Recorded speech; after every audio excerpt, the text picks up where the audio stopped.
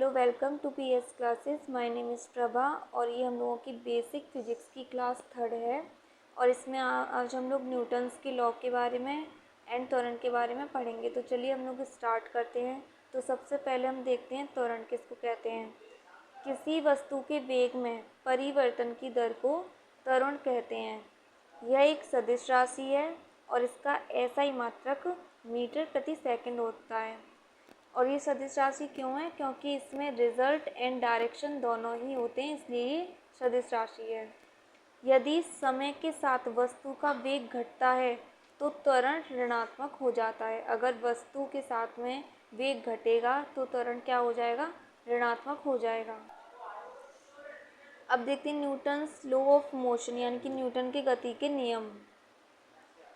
भौतिक के पिता न्यूटन ने सन 1687 में अपनी पुस्तक प्रिंसिपिया में सबसे पहले गति के नियम के बारे में बताया था।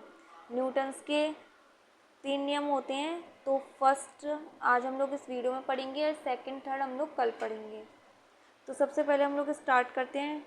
न्यूटन का फर्स्ट नियम, यदि कोई वस्तु विराम अवस्था में है तो वह विराम अवस्था में रहेगी जब तक कि उस पर कोई बाह्य बल नहीं लगाया जाता।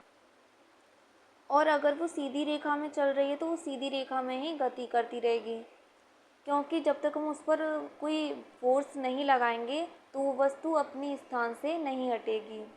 गति के प्रथम नियम को हम गैलीलियो का नियम या फिर जड़त्व का नियम भी कह सकते हैं। अब हम लोग यहाँ समझते हैं कि जड़त्व किसको बोला जाता है।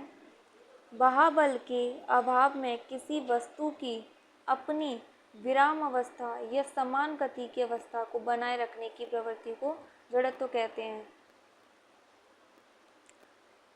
और जो फर्स्ट नियम है न्यूटन का, उससे ही फोर्स की परिभाषा यानी कि बल की परिभाषा भी दी जाती है। तो जो बल की डेफिनेशन होती है वो क्या होती है? बल वह कारक है जो किसी वस्तु की प्रारंभिक अवस्था में परिवर्तन करता है या फिर परिवर्तन करने की प्रविष्टा यानी कि चेष्टा रखता है। और ये एक कैसी राशि है? ये एक सदिश राशि है, क्योंकि बल में डायरेक्शन एंड रिजल्ट दोनों ही होते हैं और इसका SI मात्रक न्यूटन होता है। आपको मेरी वीडियो पसंद आए तो प्लीज़ मेरी वीडियो को लाइक करें, कमेंट करें, शेयर करें एंड सब्सक्राइब करें। Thank you.